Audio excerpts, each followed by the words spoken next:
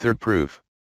The third proof which can be ascertained from the Holy Quran is that human nature is in itself evidence of the existence of God Almighty, for there are certain evils which human nature inherently abhors.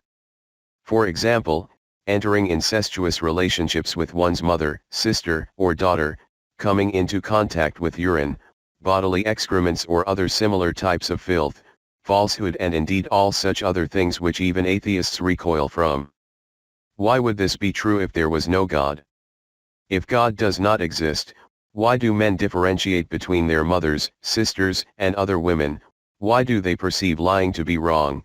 By what criterion do they assess the above-mentioned things to be abhorrent to them?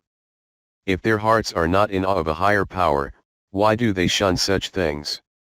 For them truth and falsehood, justice and injustice should all hold the same value, and they ought to act freely in accordance with their inner desires.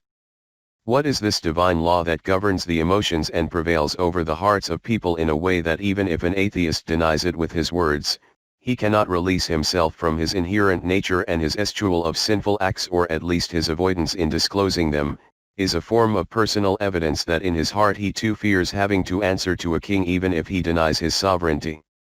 In the Holy Quran, Allah the Exalted says in Surah Al-Qiyamah, 75:2-3, Nay, I call to witness the day of resurrection. And I do call to witness the self-accusing soul, that the day of judgment is a certainty. That is, people are mistaken to think there is neither a God nor a final reckoning, when in fact God has manifested two evidences for this.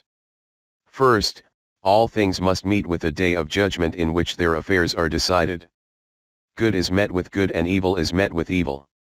If there is no deity, why is it that reward and punishment are meted out?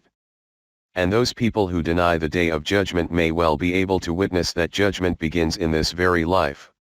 For example, adulterers are more prone to contracting syphilis and gonorrhea than people who are married, even though both engage in the same act.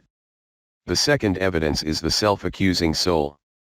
That is, a person's own conscience is able to distinguish sin and identify when something is wrong or evil. Even atheists recognize adultery and falsehood as wrongs and do not hold up arrogance and jealousy as virtues. Why is this?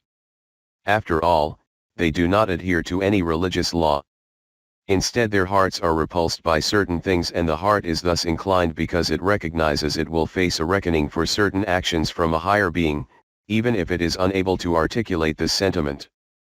In support of this idea, at another place in the Holy Quran, God says in Surah Ash-Shams, 91:9, And he revealed to it what is wrong for it and what is right for it.